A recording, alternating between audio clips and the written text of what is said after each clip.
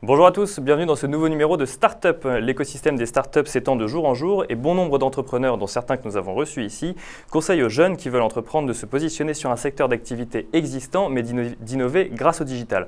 Alors comment faire concrètement? C'est ce que nous allons voir aujourd'hui en compagnie d'Antoine Régis, cofondateur de Chictip, et Virgile Delporte, fondateur de Testamento.fr. C'est tout de suite dans le Talk Startup sur comment innover sur un secteur traditionnel.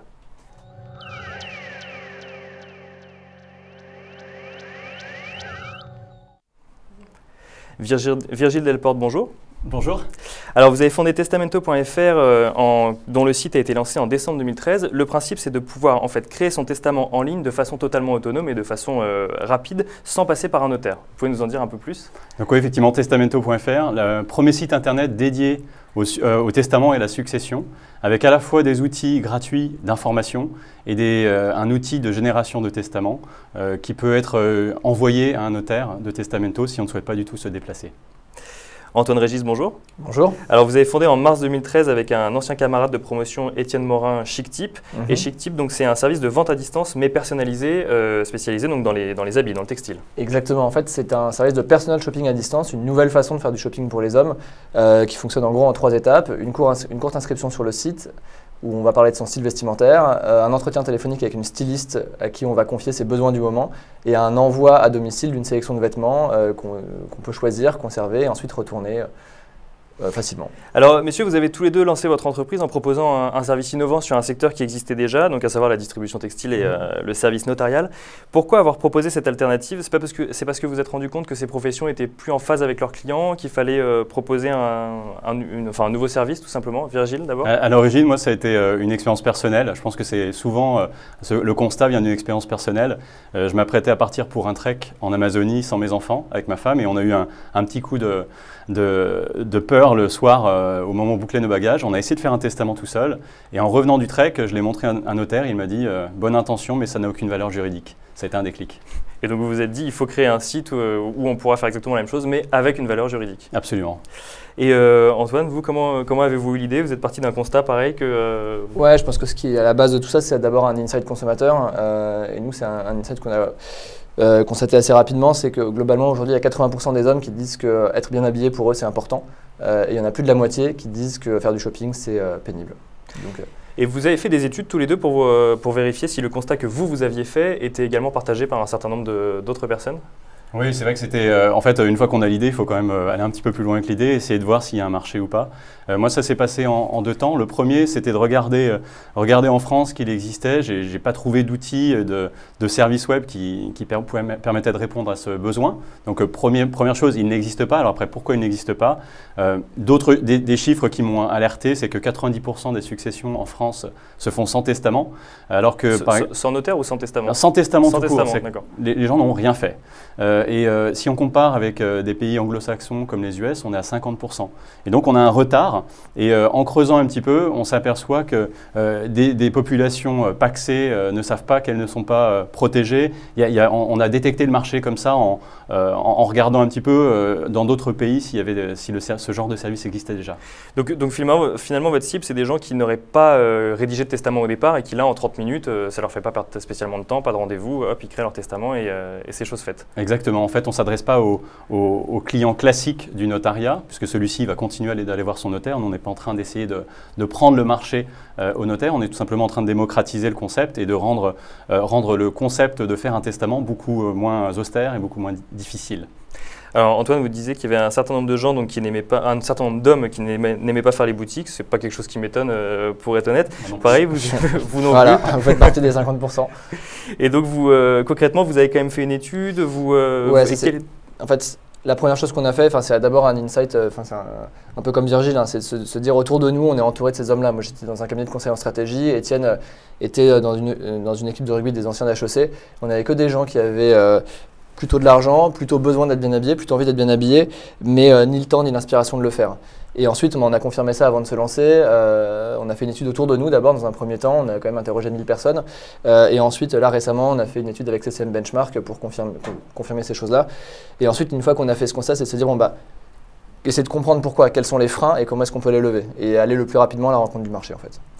Alors, vous êtes quand même tous les deux sur des secteurs assez différents. L'un propose de choisir ses vêtements directement chez lui. Vous proposez de rédiger son testament en ligne et donc en 30 minutes chrono. Mais il y a quand même quelque chose qui vous relie tous les deux, c'est que le maître mot pour innover sur un secteur déjà existant, est-ce qu'on ne pourrait pas dire que c'est faire gagner du temps aux gens?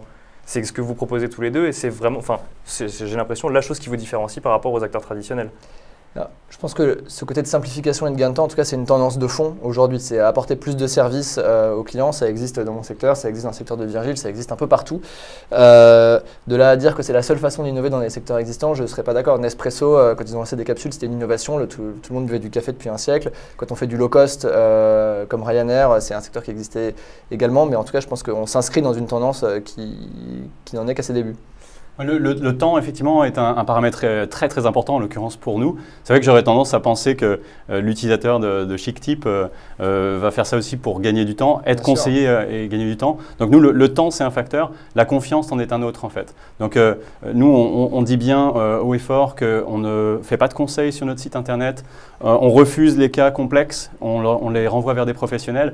Donc le temps et la confiance, à mon avis, c'est enfin, en tout cas deux piliers du business sur le web. Donc le temps, la confiance, parce que généralement quand on pense digital, on pense proximité, personnalisation, gain de temps. Est-ce que vous pensez que c'est des choses qui touchent tous les secteurs, ces innovations et donc cette transformation un peu de la cible et des clients grâce au digital?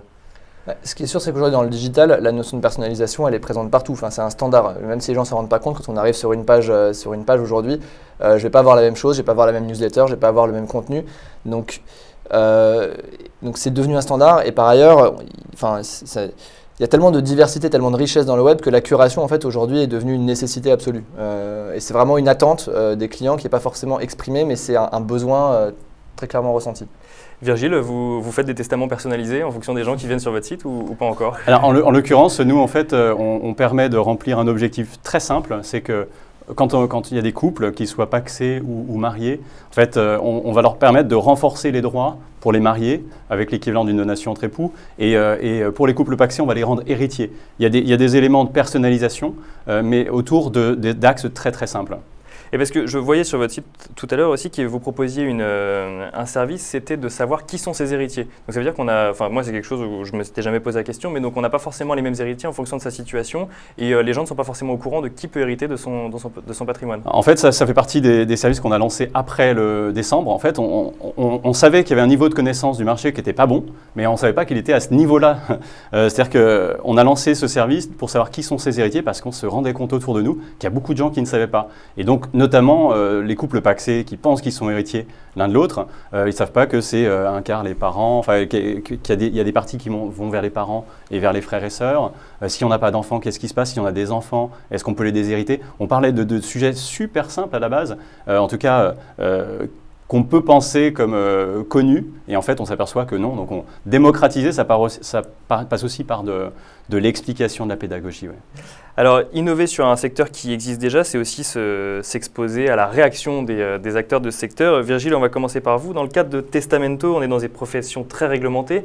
Comment est-ce que ça a été accueilli par la réglementation, la création d'un site où on pouvait créer son testament sans passer par un notaire? Alors en fait, nous, on a identifié, lorsqu'on a préparé le projet, l'équivalent dans le logiciel du logiciel libre, en fait. C'est-à-dire que faire un testament, vous n'avez pas l'obligation d'aller voir un notaire pour qu'il ait une valeur, en fait. Vous pouvez le faire tout seul. Donc, on a travaillé avec des avocats et des notaires en amont pour être sûr que ce que l'on faisait n'était pas illégal.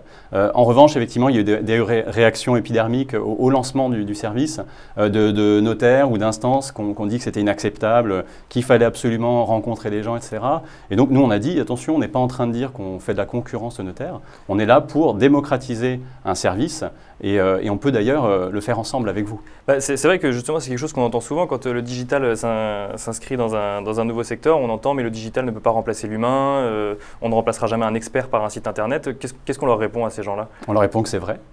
C'est vrai. En fait, il y a des choses pour lesquelles on a besoin de conseils, il y en a d'autres pour lesquelles on n'a pas besoin. Mais ce qui me semble essentiel, c'est que l'utilisateur, il ne faut pas l'infantiliser. S'il comprend les éléments clairs qu'on lui expose, il peut prendre une décision, il peut aller faire ce qu'il le souhaite. Et en fait, on donne du pouvoir à l'internaute en pouvant prendre la main sur des sujets qui jusqu'alors étaient un peu complexes et nécessitaient forcément la visite chez un expert. Antoine, vous êtes un nouveau distributeur sur le secteur. Vous étiez même le premier à proposer ce type de service, je crois, en France. Comment ça a été accueilli au début par les distributeurs classiques sur le marché français? En fait, moi, j'ai même deux types de partenaires. J'ai des concurrents qui sont des distributeurs et puis j'ai des partenaires marques. Et je pense que c'est aussi ceux-là qui sont importants de mentionner. Les distributeurs, ils nous ont regardés avec intérêt, en fait, parce que ils n'avaient pas forcément cette capacité d'innovation, si je prends des grands magasins, par exemple. Mais ils sont dans cette logique de se dire, bon, bah, quelle couche de service je peux mettre additionnellement à mes murs, Galerie Lafayette, Boulevard Haussmann, etc., etc. Donc je pense qu'il y a un vrai intérêt, on a des échanges avec eux, on discute assez souvent. Ça, c'est la première chose. Et ensuite, les marques, parce que les marques, elles étaient extrêmement frileuses au moment du lancement du e-commerce en disant non, jamais, moi je mettrai mes produits sur un site e-commerce. Ça a été très difficile au moment où les e-commerçants se sont lancés pour faire venir des marques sur le site. Aujourd'hui, nous, elles ont hyper bien accueilli notre concept parce qu'on est un bel écrin en fait. Déjà, on n'a pas un catalogue sur le site, donc on n'affiche pas du moins 70% sur un site qui va faire concurrence à leur canal de distribution en propre. Et on présente le produit aux clients. Et ça, c'est quelque chose que certaines marques n'arrivent pas à faire. Elles n'arrivent pas à les faire venir jusque dans les magasins. Et nous, on va les amener bien merchandisés, proposés par une styliste. Et du coup, c'est plutôt bien accueilli de la part des marques. Donc, parce que les gens ne viennent pas au magasin, vous allez chez eux, tout simplement. Exactement. Donc, ce qui est intéressant quand même, c'est que si je vous écoute tous les deux, vous vous êtes pas positionné contre les acteurs traditionnels sur un marché existant, mais avec ces acteurs traditionnels pour proposer une innovation. Oui, en fait, en étant potentiellement un petit peu disrupteur, là, en l'occurrence, parce que c'est des choses qui n'existaient pas et en fait, je pense qu'il fallait le faire pour faire croître le marché ou le réflexe, en l'occurrence pour nous, le réflexe testament. Mais j'imagine que c'est la même chose pour Antoine. Je pense qu'il y a une vraie notion de pas de prendre des parts de marché, mais de faire grossir le gâteau en fait. Et concrètement, moi ce que j'essaie de créer, c'est des nouvelles occasions d'achat. Et si les hommes achetaient une fois, 2 fois par an traditionnellement, on essaie de lever un maximum de freins pour qu'ils le fassent aujourd'hui plus souvent, avec une approche d'une styliste personnalisée qui se tient à disposition pour eux, qui simplifie tout ce qui était des barrières jusque-là. Donc pour les gens qui nous regardent, en fait, il faut entreprendre pour faire et ensuite s'attaquer à un marché, non pas pour proposer une nouvelle offre, mais en fait pour faire grossir ce marché et amener des gens qui n'étaient pas dessus pour les faire venir dessus, tout simplement. Il y a un exemple qui était donné récemment. On est lauréat du réseau Entreprendre et on était à la Biennale, un rassemblement de tous les lauréats et tous les membres du réseau. Et en fait, l'une des conférences était animée par Nick Leader, qui est le directeur général de Google en France. Et il disait en fait, vous les Français, vous regardez toujours le marché comme un gâteau qu'on se partage, alors que nous, on met des gâteaux au four à cuire. Et j'aime beaucoup cette image, c'est exactement ce qu'on vient de dire. C'est qu'on n'est pas sur un élément fini, au contraire. Alors justement, Virgile, vous avez quand même fait un pari assez ambitieux parce que vous proposez une solution qui s'adresse essentiellement aux jeunes. Enfin, pour moi, le digital rime plus avec jeune qu'avec personne en fin de vie. Et pourtant, le service proposé par Testamento, c'est de rédiger son testament. C'est quelque chose à laquelle on pense généralement quand on anticipe son décès. Donc finalement, quelle est la cible et comment on arrive à mélanger les deux? En fait, il faut trouver le déclencheur, en fait. Parce que, comme je l'ai évoqué tout à l'heure, les couples pacsés ont tout âge, en fait. Nous, nos utilisateurs, ils vont de 25 ans à 80 ans, en fait. Ils se retrouvent, ils comprennent le message qu'on leur fait passer, en fait. Donc, quand un couple pacsé qui a 25 ans commence à envisager d'acheter un bien ensemble, en fait, se pose forcément la question de qu'est-ce qui se passerait si. Et en fait, on considère que c'est vraiment essentiel que ce sujet arrive très, très tôt. Donc, effectivement, en parlant, en expliquant, on a des utilisateurs qui sont jeunes. Après, ça, c'est plutôt les couples pacsés. Les couples mariés sont ceux qui veulent renforcer les droits de leur conjoint. Ça, souvent, sont un petit peu plus âgés. Effectivement, les enfants sont grands. Et là, on commence à se dire, les enfants commencent à avoir un compagnon ou une femme. Ça ne se passe pas très, très bien. On pense que ça pourrait être risqué. Donc, on veut renforcer les droits. Et ça, c'est un réflexe qui arrive un petit peu plus tard. Mais concrètement, ce sont des personnes qui sont digitales. Aujourd'hui, jusqu'à 70 ans, l'utilisation d'Internet, elle a explosé. Et vous avez beaucoup de personnes qui s'inscrivent qui ont 70, 80 ans sur Testamento? Jusqu'à 70 ans, beaucoup. Entre 70 et 80, c'est quand même plus rare, clairement. Antoine, la cible de Chictip, si on devait la définir rapidement? Des hommes, urbains, oui, plutôt CSP+. Qui n'aiment pas faire les boutiques? Pas forcément, mais bon, hommes, urbains, CSP+, on va dire, et ils sont aussi bien parisiens que provinciaux, la proposition de valeur étant pas la même. On est vraiment sur la facilité et la simplification quand on est à Paris. Quand on est en province, on est plutôt sur l'accès à des marques auxquelles les clients n'ont pas forcément accès parce que le réseau de boutiques est moins dense sur le reste de la France. Alors donc, de manière plus générale maintenant, est-ce que selon vous, avec l'expérience que vous avez, est-ce qu'on innove de la même manière dans tous les secteurs et est-ce que vous auriez des caractéristiques, on en a déjà un peu parlé tout à l'heure, mais à donner aux jeunes entrepreneurs qui nous regardent pour se dire, tiens, il y a un secteur qui m'intéresse, mettons un secteur difficile, l'édition, mais est-ce qu'il y a des choses que les digital pourraient m'aider à faire et que j'aurais pas pu faire avant? Ouais, je peux commencer. En fait, Bien sûr. je pense que déjà, la base, en France, on n'est pas très bon pour ça, mais il y a une tendance de fond qui est en train d'arriver avec la jeune génération, c'est de ne pas avoir de complexe par rapport au marché, de regarder avec un œil neuf le marché et s'apercevoir qu'il y a probablement des disruptions complètes qui peuvent arriver. Si on prend l'exemple du jeu vidéo que je connais un petit peu, il y a 10 ans, le smartphone n'était pas du tout perçu par les grands éditeurs. Ils n'avaient pas du tout vu venir le jeu en ligne, le jeu sur mobile, et ça a complètement renversé le marché en très très peu de temps. Donc le marché qui peut paraître un peu établi peut se transformer très très vite. Donc ça donne des opportunités. Je pense que la deuxième chose, c'est qu'il ne faut pas hésiter à benchmarker un maximum d'autres industries et qu'il y a des innovations qui sont valables dans certaines industries qui n'ont pas encore été exportées dans des secteurs complètement différents. Exactement, et qui sont des gisements du coup d'innovation, de productivité. Et c'est une très bonne approche aussi. Et alors une question qui nous vient de Jules, parce que comme vous le savez, les auditeurs peuvent poser leurs questions en direct. Quel conseil donner à ceux qui souhaitent créer une start-up? Donc quel conseil donner à ceux qui souhaitent entreprendre? Je pense qu'il y a déjà, il y a un élément clé, c'est de savoir s'entourer. Nous, on a rejoint assez tôt une structure d'incubation, donc il y a des incubateurs formidables en région parisienne, en France, d'essayer de parler du projet.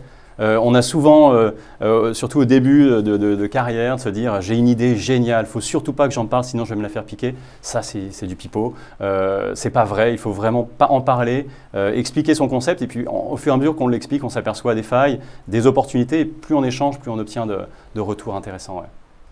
Antoine, vous pensez qu'il faut également s'entourer? Ouais, je me suis un peu coupé l'herbe sous le pied, mais c'est exactement ça. Je pense que l'entourage, c'est indispensable. Moi, je rejoins Virgile, on est aussi membre du réseau Entreprendre. On a très tôt parlé du projet, échangé, donc c'est des choses qui sont clés. Et je pense qu'il y a aussi une chose, c'est qu'il faut y aller à un moment. Il faut vraiment y aller vite. Ça ne sert à rien de faire un business plan pendant 6 mois et de se dire oui, je vais peut-être lancer ce concept, etc. Il y a un moment, il faut essayer, il faut aller à la rencontre du marché, il faut sortir une première version, voir comment les clients réagissent, très vite faire un pilote, quoi. C'est l'autre conseil que ça permet Donc s'entourer, se lancer seul à plusieurs, parce que quand vous dites s'entourer, ça doit s'entourer avec des structures, mais est-ce que c'est plus simple par exemple d'entreprendre à plusieurs? Je pense que ça dépend de la personnalité de chacun. Moi, je n'aurais pas été capable de me lancer complètement seul. Donc on est 3 cofondateurs, même si je suis le pilote à bord. J'avais vraiment besoin au départ d'avoir du répondant. Et puis on n'a pas toutes les compétences. C'est rare d'être super bon en développement, en marketing. Il y a des compétences qu'on va chercher chez des associés. En tout cas, moi, c'était le réflexe. Ouais, des compétences ou des approches différentes. Moi, c'est le cas avec mon associé. On a beau avoir fait le même parcours académique, on a des approches qui sont souvent assez orthogonales sur des sujets. Et en fait, c'est une source de richesse énorme. Et c'est ça qui nous permet d'aller plus vite, de prendre des raccourcis, de nous challenger. Et là-dessus, je rejoins Virgile aussi. Et de grossir, puisque vous avez levé il n'y a pas si longtemps que ça 1,4 million d'euros. Donc ça veut dire que Chictip va bien. Ouais. Chictip va bien. Et que va faire Chictip dans les prochaines années? Et que va faire Chictip avec cette levée de fonds? Alors, avec cette levée de fonds, on a plusieurs projets. La trame de fond, c'est globalement de se rapprocher le plus possible de notre client et de rendre l'expérience client la plus agréable et la plus simple possible. En fait, notre métier, c'est de simplifier l'accès aux belles choses. Donc, on travaille là-dessus. Donc, ça passe par de la technologie, donc investir dans des équipes. Ça passe par une application mobile, parce qu'aujourd'hui, on n'est pas présent sur mobile. Et c'est vraiment, dans l'usage, c'est évident que c'est quelque chose qui va vraiment faciliter, pouvoir appeler sa styliste en un clic, commander une malle en un tap, c'est évident. Et il y a l'ouverture d'un showroom qu'on a inauguré hier, qui permettra… dans nos locaux aujourd'hui, près de Gambetta, et qui permettent à nos clients, s'ils le souhaitent, de venir rencontrer leur styliste et d'avoir une sélection plus large que ce qu'ils pourraient recevoir dans une malle. Donc quand on parle de multicanal, nous, on y était nativement et on continue à construire autour de ça pour proposer toutes les formes d'expérience qui conviennent à nos clients. Merci beaucoup, messieurs. Antoine, vous savez où aller pour rédiger votre testament. Virgile, vous savez où aller pour vous habiller. Et on va maintenant passer à la rubrique Money Time.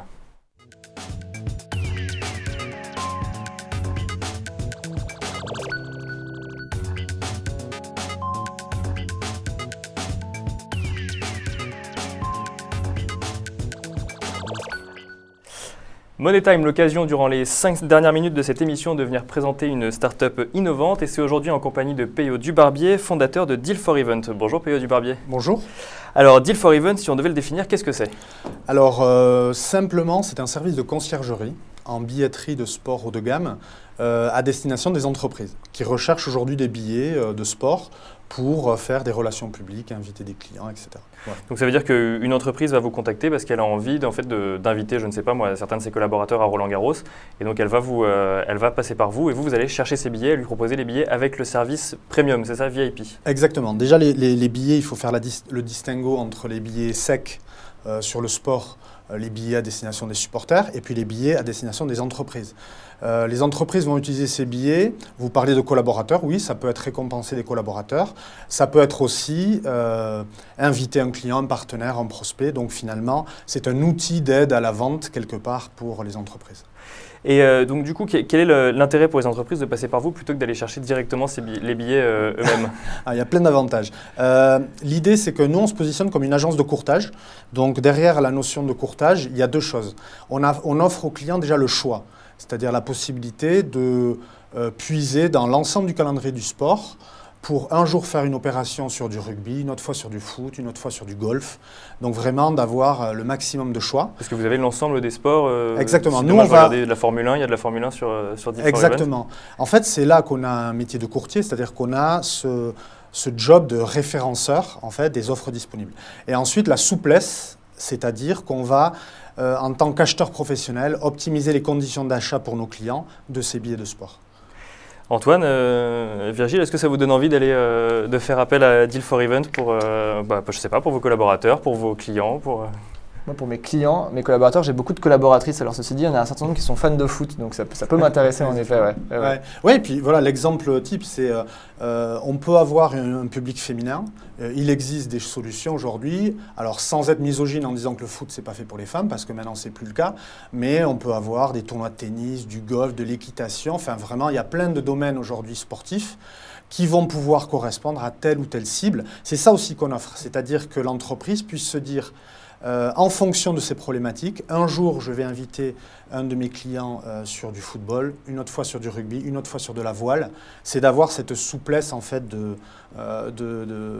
d'activation. C'est ça, et surtout au lieu de proposer 20 places de football en gros, on peut choisir précisément en fonction des volontés de chacun ou même des goûts de chacun à quoi les inviter. Exactement. En fait, le service de conciergerie ensuite en termes d'application, on le met à disposition de l'entreprise et l'entreprise en fait va mettre à disposition ce service pour l'ensemble de son réseau, notamment son réseau commercial. On peut imaginer une direction de la communication qui va mettre en place ce service et ensuite vous allez avoir des managers commerciaux qui se trouvent en région qui vont puiser en fait dans le catalogue pour faire des activations et souvent de plus en plus avec la crise des activations il faut que ce soit du local, il faut que ce soit et c'est sûr qu'aujourd'hui on peut imaginer qu'à Toulouse on va plus parler rugby que dans d'autres régions où on va parler basket, foot, etc. Donc c'est d'apporter cette souplesse là. Et donc finalement vous avez assisté donc à l'émission juste avant, donc comment innover sur un secteur, vous innovez on en parlait déjà avec la personnalisation de l'offre. C'est vraiment quelque chose aujourd'hui quand on est dans le digital, on personnalise au maximum pour pouvoir toucher chaque client. Oui, et puis à l'aspect, on parlait de digital, mais moi aujourd'hui, le service de conciergerie, l'innovation, c'est que ça fonctionne autour d'une plateforme Internet. En fait, les entreprises ont accès à la plateforme via des codes utilisateurs et ensuite vont regarder les offres disponibles, vont pouvoir consulter un calendrier, vont pouvoir rentrer en contact avec nos consultants. J'écoutais la discussion, OK le web, OK le digital, mais il faut, notamment en B2B, moi je suis en B2B, il faut à un moment donné rentrer en contact avec le client pour le conseiller, pour l'orienter, etc. Mais le digital, ça permet simplement pour moi une facilité sur la mise en relation en fait. Voilà. Donc Antoine, on sait que ça vous donne envie, Virgile peut-être également? Oui, mais je trouve ça très très bien et je trouve que justement inviter des partenaires lors d'événements sportifs, ça permet vraiment de les connaître aussi différemment. Et je pense qu'il y a une petite question, comment on sait comment on peut utiliser la plateforme pour mieux connaître nos partenaires? Parce que ce qui n'est pas évident, c'est de dire je t'invite à un match de rugby et puis s'apercevoir qu'en fait il n'y a pas d'intérêt. Comment on fait pour préparer ça en fait, pour optimiser? Alors aujourd'hui, c'est vrai que le service est plutôt mettre à la disposition l'ensemble des solutions, parce que je pars du principe que c'est l'entreprise qui connaît en général le mieux ses clients.